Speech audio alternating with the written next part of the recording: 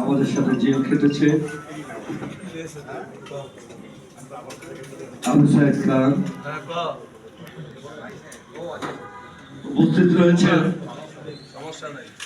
বক্তৃতা শুরু করতেই ভয় পাচ্ছি। আমাদের শ্রদ্ধেয় শিক্ষক, ছাত্র রাজনীতি থেকে শুরু করে জাতীয় রাজনীতিতে টেনে এনে ছোট্ট একটি আসন দেওয়ার মূল কারিগর।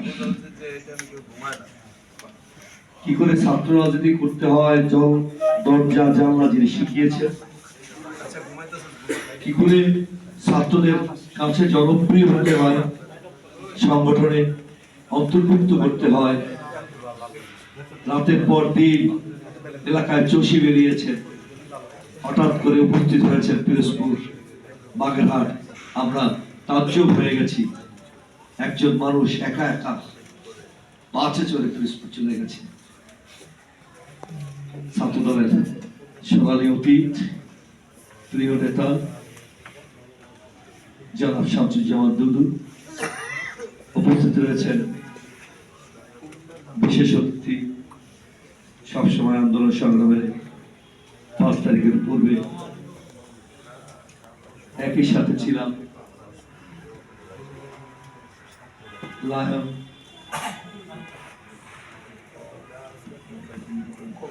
এবং আরো একজন বিশেষ অতিথি রয়েছেন। ইতিমধ্যে বলেছেন আমাদের অর্পণাদি, যিনি মা হারিয়েছেন। আমরা জানি দীর্ঘদিন তার মা অসুস্থ ছিলেন। সহ নেতৃবৃন্দ,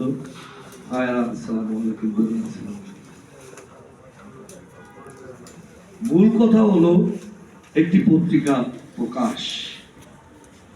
আমার পিরোজপুর পত্রিকা প্রকাশের পূর্বে আইসিটি মামলায় পিরোজপুরের বহু সাংবাদিক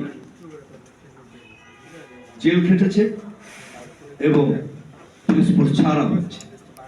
তাদের অনেকেরই ব্যাকগ্রাউন্ড ওই দলের অনুসারী। ফেসবুকে লিখতে গিয়ে 1 বছর 11 দিন আমাদের আজকের নাজিরপুর থানা বিএনপির সাধারণ সম্পাদক আবু হাসান খান জেল খেটেছে। আওয়ামী লীগের ওই অঞ্চলের 2 জনার শাসক ছিল। প্রথমেই মামলা করে সাংবাদিকদের মনোবল ভেঙে দিয়ে এমন পর্যায়ে নিয়ে গিয়েছিল, সাংবাদিকরা মনে হচ্ছিল যেন আগেরকার বাসসের সাংবাদিক।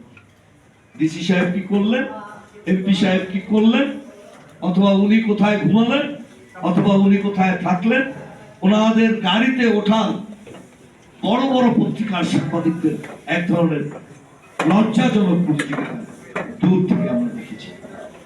আমি জানি সেই দলে আবু সাইদ অথবা আমার প্রিয় অনুপস্থিত নাই, অথবা শিপার নাই। শিপাররা এলাকা ছেড়ে চলে গেছে, অনুপস্থিতরা এলাকা ছেড়ে ঢাকায় এসেছে। কিন্তু ইত্তেফাকের নিউজটি ঠিকই ছোট্টখাট্ট করেও অথবা আমার দেশে শিপাররা বা নয়া দিগন্তে তারা দিয়েছে।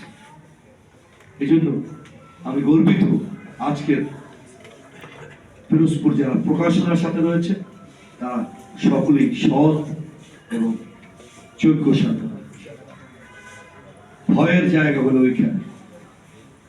মফস্বলের একটি পত্রিকা আমরা 91 সালে তথ্যমন্ত্রী তৎকালীন তথ্যমন্ত্রী নাজমুল হুদা এবং আমার প্রিয় নেতা সেলিমা রহমান উদ্বোধন করেছে।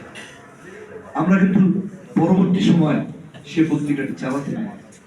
এটা অর্থনৈতিক কারণ নয়, এটা আওয়ামী লীগের দুঃশাসন যখন 17 বছর শুরু হয়েছে, প্রথম বছরেই আমরা পত্রিকাটি বন্ধ করে দিয়েছি, আপোষ করিনি। আজকেও আপনাদেরকে বলবো,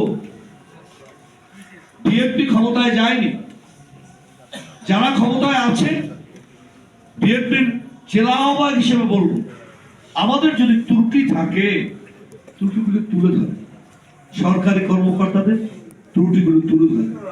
বিজ্ঞাপনের আশায় থাকবেন না, তাহলে কিন্তু পত্রিকা চালাতে পারবেন না। বিজ্ঞাপন ঠকাবেন। এজন্য এলজিইডির এক্সিএর কাছে কোনো কথা বলা যাবে না, তার দুর্নীতির কথা বলা যাবে না। এই মানসিকতা যদি আপনাদের মধ্যে কোনোভাবে তৈরি হয়ে যায়, তাহলে সেটি আর পত্রিকা থাকবে, আপনাদের এক ধরনের ছবির থাকবে, যেটি কেউকে এগিয়ে নিয়ে যাওয়া অথবা কেউ সম্পর্কে ভালো কিছু কথা বলা। আমি বক্তৃতা দীর্ঘায়িত করবো না, শুধু বলবো 5 তারিখের পরিবর্তন শুধু চেয়ার পরিবর্তন নয়, গুণগত পরিবর্তন। তারেক রহমানের এই কথাটি দিয়ে এই কথাই বলতে চাচ্ছি, রক্তের বিনিময়ে অর্জিত আমাদের এই স্বাধীনতাকে অক্ষুণ্ণ রাখার মূল দায়িত্ব কিন্তু সাংবাদিকদের। আমার দেশ আপোষ করেনি। মাহমুদুর রহমানের রক্তাক্ত শরীর আমরা দেখেছি, আমরা তার মায়ের সেই বলিষ্ঠ বক্তব্য, যেহেতু আমি পেশাজীবীর সাথে সম্পৃক্ত, আমরা শুনেছি সন্তান রক্তাক্ত হোক, বাংলাদেশ মুক্ত হোক। এটি মাহমুদুর রহমানের মায়ের সেই বক্তৃতা এই প্রেস ক্লাব আমরা দেখেছি। আমরা দেখেছি শামসুজ্জামান দুদু অ্যাঙ্করকে বলেছে, অ্যাঙ্করের মতো থাকেন, যদি কোন দলের সমর্থক এখানে উপস্থিত হয়ে থাকেন আর আমাদেরকে ডাকবেন না, প্রয়োজনে আপনাদের মতো চ্যানেলে শামসুজ্জামান দুদু অথবা বিএনপির মানুষ আসবে না, আমরা আপনাদের সাথে কথা বলবো। এই চ্যালেঞ্জগুলো দেওয়ার সাহসী থাকতে হবে। আপনারাও শামসুজ্জামান দুদুর এইগুলো শুনে, কারণ আপনারা যে কয়জন এখানে সম্পৃক্ত, সকলের ব্যাকগ্রাউন্ড ছাত্রদল, আমার হাতে গড়া ছাত্রদল, আমার সাথে চলা ছাত্রদল। আমি যেমন দুদুভাইয়ের মতো সাহস করে কথা বলতে জানি অথবা সরে আসতে জানি, আপোষ করি, আপোষ করব। আপনারাও যেন আজকে আমাদের মহান শিক্ষক দুদুভাইয়ের সামনে ওয়াদা দিন, অন্যার সাথে আপোষ করবেন না।